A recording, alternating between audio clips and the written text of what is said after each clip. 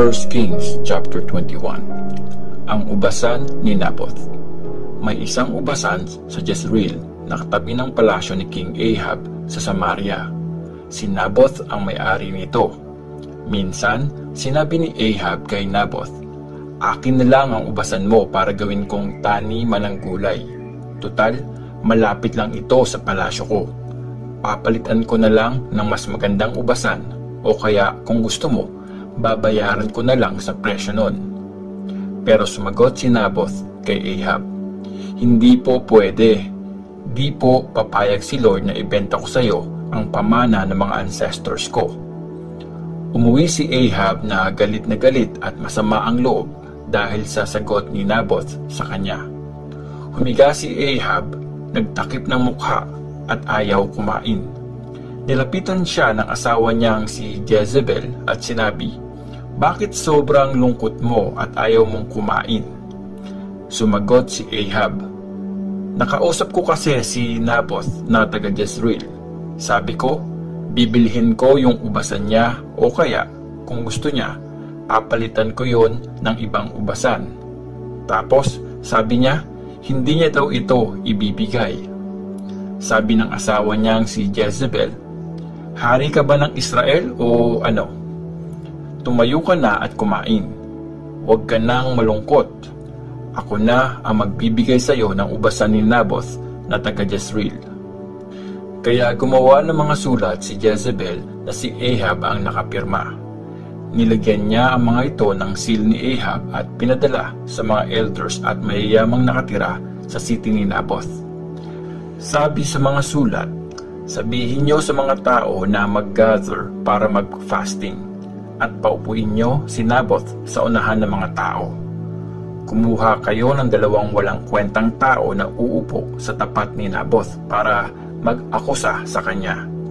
Sasabihin nila, 'Sinumpa mo ang Diyos at ang hari.'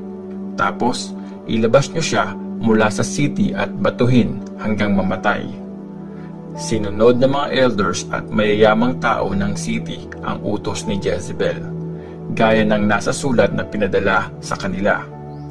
Sinabihan ang mga tao na mag-gather para mag-fasting at pinaupo si Naboth sa unahan ng mga tao. Dumating ang 2 walang kwentang tao at umupo sa tapat ni Naboth para mag-akusa sa kanya. Sinabi nila sa harap ng mga tao, "Sinumpa ni Naboth ang Diyos at ang hari." Kaya dinala nila si Naboth sa labas ng city at pinagbabato siya hanggang mamatay. Nagpadala sila ng balita kay Jezebel, "Pinagbabato si Naboth, patay na siya." Nung narinig ni Jezebel ang balita, sinabi niya kay Ahab, "Tumayo ka na at kunin mo na ang ubasan ni Naboth na taga Jezreel na ayaw niyang ibenta sa iyo. Wala na siyang magagawa. Patay na siya." Nung marinig ni Ahab na patay na si Naboth, pumunta siya agad sa ubasan ni Naboth para kunin yon. Sinabi ni Lord kay Elijah na taga Tishbe, "Pumunta ka kay King Ahab ng Israel na nasa Samaria. Nandun siya ngayon sa ubasan ni Naboth para kunin ito. Sabihin mo sa kanya, 'Ito ang sabi ni Lord, pumatay ka na nga, tapos mangunguha ka pa ng property ng iba. Tapos sabihin mo pa, ito ang sabi ni Lord, kung saan dinilaan ng mga aso ang dugo ni Naboth, dun din nila didilaan ang mismong dugo mo." Nung magkita sila, sabi ni Ahab kay Elijah, "Oh, kaaway ko, nahuli mo rin ako." Sumagot si Elijah, "Nahuli talaga kita dahil nalulung ka na sa paggawa mo ng masama sa paningin ni Lord."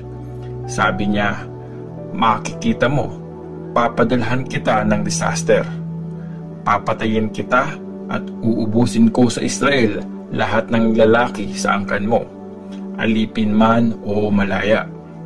Magagaya ang pamilya mo sa pamilya ni Jeroboam na anak ni Nebat. Magiging kagaya din ito ng pamilya ni Baasha na anak ni Ahijah, dahil ginalit mo ako at dahil nilid mong magkasala ang Israel."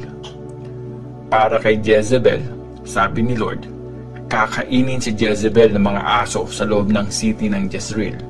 Sino man sa mga kamag-anak ni Ahab na mamamatay sa city, kakainin ng mga aso. Kakainin ng mga vultures yung mga mamamatay sa kanila sa lugar na malayo sa tinitirhan ng mga tao. Walang kasing tindi ang pagkalulong ni Ahab sa paggawa ng masama sa paningin ni Lord. Impluwensya ito ng asawa niyang si Jezebel. Sobrang nakakagalit ang pag-serve ni Ahab sa mga Diyos-Diyosan, gaya ng ginawa ng mga Amorites na pinalayas ni Lord nung time na pumasok ang bayan ng Israel sa lupaing yon. Nung narinig ito ni Ahab, pinunit niya ang damit niya.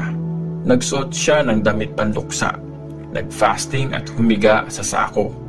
Sobrang lungkot niya, kitang-kita yon sa kilos niya. Sabi ni Lord kay Elijah na taga Tishbe, "Nakita mo ba kung paano nagpakumbaba sa harap ko si Ahab? Dahil nagpaka-humble siya sa akin, hindi ko siya papadalhan ng disaster habang nabubuhay siya. Pero sa time ng anak niya, magpapadala ko ng disaster sa pamilya niya."